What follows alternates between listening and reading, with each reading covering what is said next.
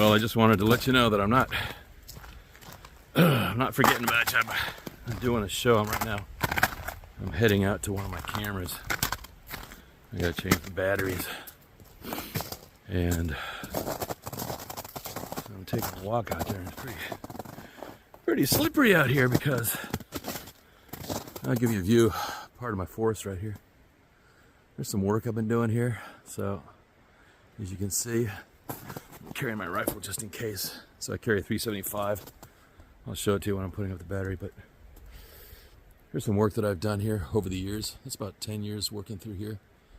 Thinning out trees, and man, see how little snow we've had?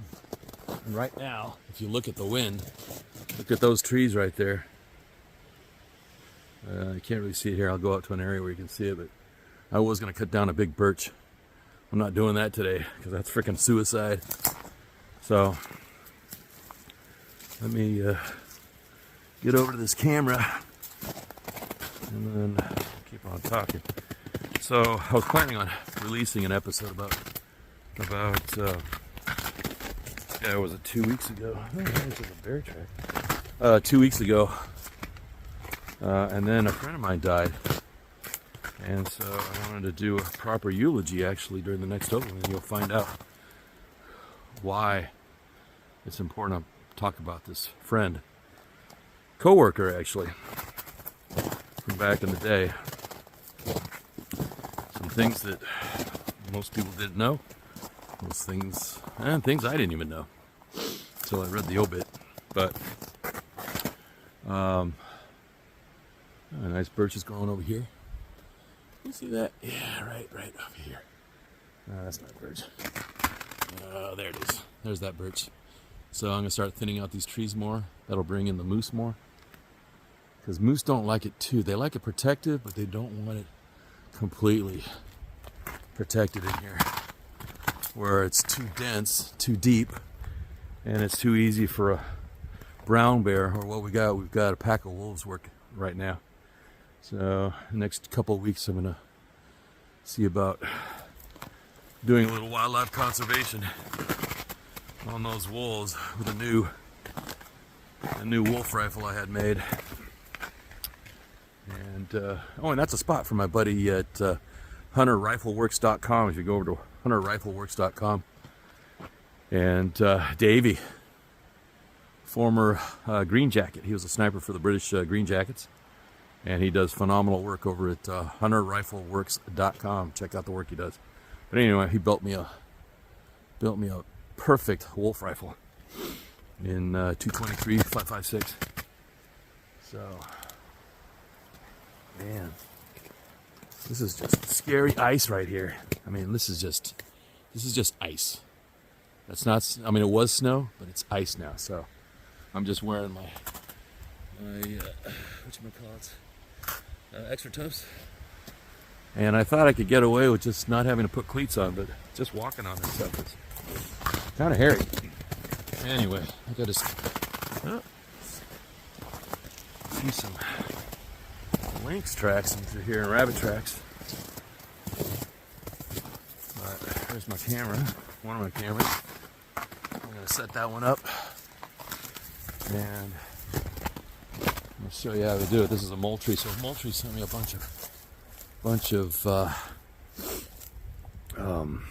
cameras.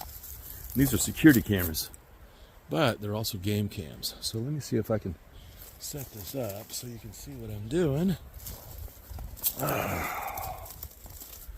Maybe you can set this up right here. Okay. What I'll do, see if I can set that up like that. Okay.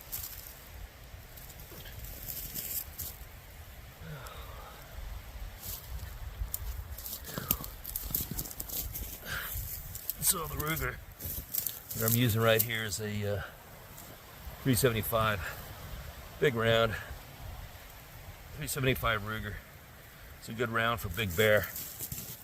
But right now, it's if you run into a moose, and you run into that moose, and it's not happy, which happens up here. So let's change that up just a little bit. Okay. So I was going to talk about my war experience in the upcoming episode. And the reason I'm giving this is so that as I talk about further things that are coming up, here's the battery. As things come up, which things are coming up rapidly right now, as I've been paying attention to the wind chill is freaking heavy. So it's like, 17 gusting to 59 right now. And that's the beauty. That's why I'm really careful about how many trees I cut off the property. And a lot of people just want to clear out all the trees. You do that, and you get winds like this, you're going to lose your roof on your house. So, changing out the battery on this guy. And I'll be talking about war experience. I'll talk about my Silicon Valley experience. Talk about my working for the Forest Service, government work for them too. So I know government work overseas, government work in the States. What's insane is how the government has become the biggest customer of all production in the United States and globally. So think about that. Production and services.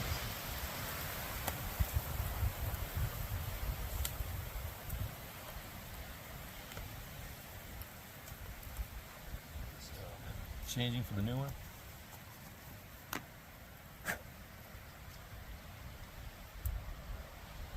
Front.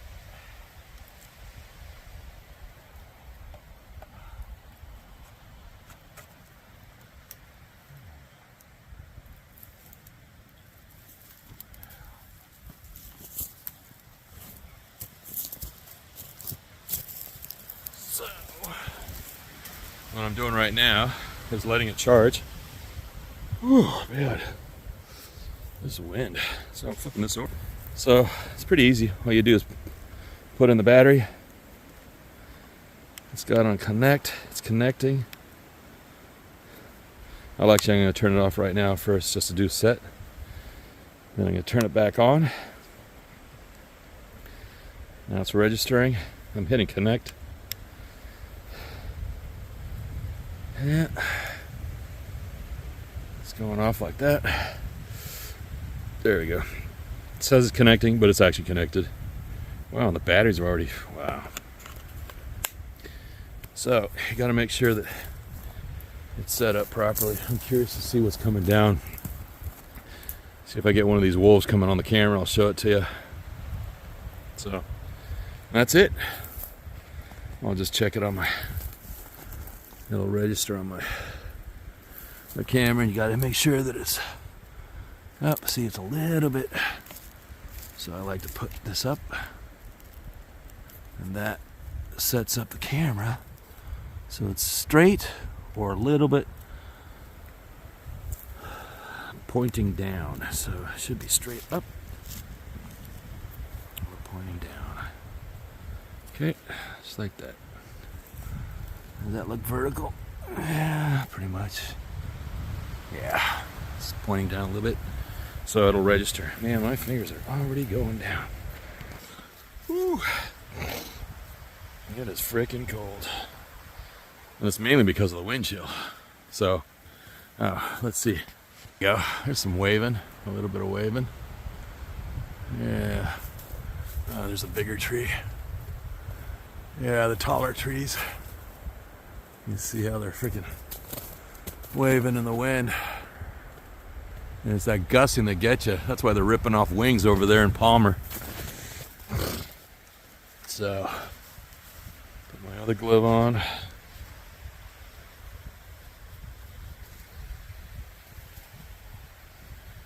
So this is a nice little game trail I've got right here. See, goes straight through.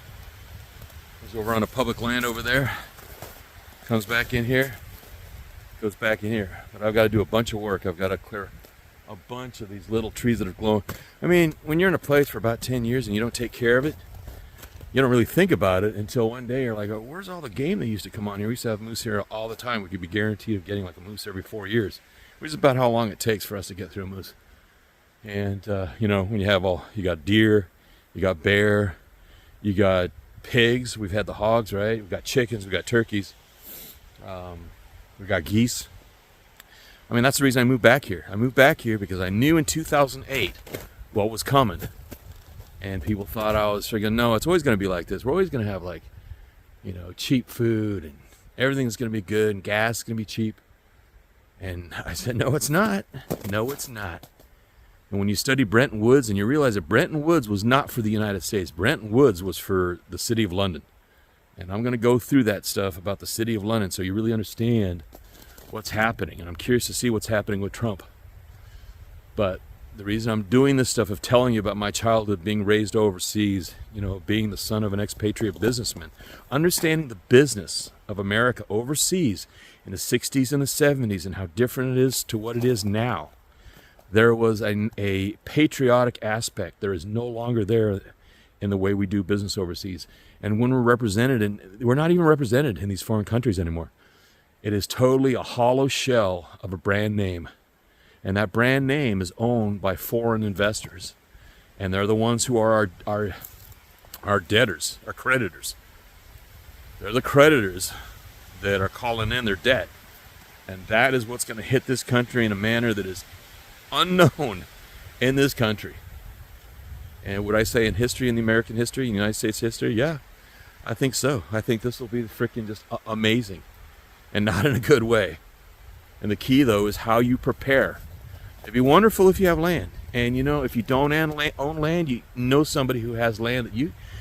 If you're going to have to go be a sharecropper, it's better to be a sharecropper than it is to be someone who's starving in the streets of a city and relying on the government to bring you food. I mean, is the government always the one you want to be as your backup? Your ancestors would say absolutely not. And it's just wild within the last 20 years, that there's been such a confidence and trusting of the government.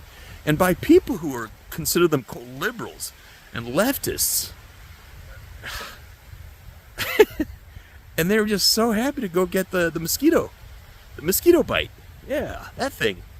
And they freaking just willy-nilly went straight in because the government told to go do it. Crazy. You know, you trust the government, and that's the one that your Constitution, our Constitution, the United States Constitution, is written to help us be aware. Beware. And we weren't aware. Unbelievable. Just, you know, how many generations does it take to wipe out, you know, some common sense and critical thinking ability? That's the reason I created this channel. Just for critical thinking. Nobody's got critical thinking skills anymore. And it's based on fear. And that's what they've done. They make you afraid, and then they make you respond out of fear. So, I'm going to walk back to the house. It's freaking cold. I got a beautiful freaking fire going in the stove. Warms up the whole house. Man, that Blaze King. If you want a stove that I could highly recommend, I don't get sponsored by them. Blaze King out of Canada. They make a freaking kick-ass stove. Oh, man, it is nice when you get yourself out of the wind and you walk through the woods. And it's quiet. Well, within relation. It is blowing. I'd hate to be up in the guns in the shotgun barrel, aka Palmer. Palmer, Alaska is getting hammered right now. If it was like it was last week, struts being pulled off wings being pulled off struts, planes left with one wing, and who knows where the other wing went? Crazy. Oh man, I'm looking at all the trees that I'm gonna have to trim. Like, okay, perfect example. So you see this right here? Let me flip it over. So right here, this tree needs to go. This tree needs to go. That tree that's right there needs to go. This tree's gonna go. I'm gonna limb these. I'm gonna limb that on the left. I'm gonna limb that on the right. And then it's a game trail again, the way it used to be. This is the way the moose would come onto the property from across on the other side. And all you had to do was just wait and find a legal one. Or I just take a walk in the woods like I'm doing right now. You know? Just slowly.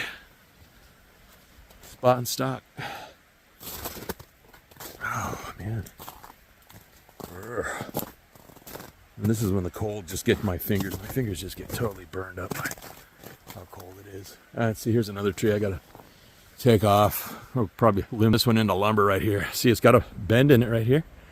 And then you go up to the top and you see the wind in the past. has broken it off, so that needs to come down. And the problem is it's already got a fungus on it, which means that it's not doing too well. You can see that over there with the right there. Not good. Anyway, that means that tree, who knows, heavily pulped and rotten on the inside with just a little bit left. Like sometimes you have a tree that's half of the diameter is actually growing and the other half is just totally dead. And that's what we call a widowmaker. One of the different kinds of widowmakers we have up here, or any forest has. So I just always do my walk, check things out, see what needs to be worked on, see what kind of animals have been coming up. That's the thing. You can remember, when you live in the country, you have to really be aware of what's on your property, either for the benefit of food, or the other one is just security. I mean, shoot, there's also two-legged predators. They come on here too. You gotta know who and where they are. And hence, cameras. Cameras are very helpful. Whoa. Oh. Let's see. Man, there is hardly any snow. I mean, look at this. Look at how little snow there is. I mean, we're in December. Right now, there should be about, what, 2 feet of snow by now? I'd be using a sled, skis. Be using the skis and sled. And just going through here on skis or snowshoes. Right now, I'm just walking. Just making sure I don't slip on the hard packed frozen ice snowpack. So anyway, I'm gonna shoot that second episode, and then once I get that second episode, I'm gonna try and crank out as many a week as I can to fill you in, make my commentary on what's happening in the world, and translate it into a manner that you can understand how it's going to affect you directly. Because a lot of these people are talking about it from an investment point of view. But how many people are actually investing? And how many people understand what Wall Street is really all about? You know, what is an asset? What happens if suddenly Wall Street just collapses and you've got all your money locked up in stocks? What are you going to do? What are your options? Do you have gold? Do you have silver? More importantly, do you have food? You know, that's the thing. It's like, oh, I got gold, I got silver. Yeah, okay, well, that's nice. That's an economic, financial thing.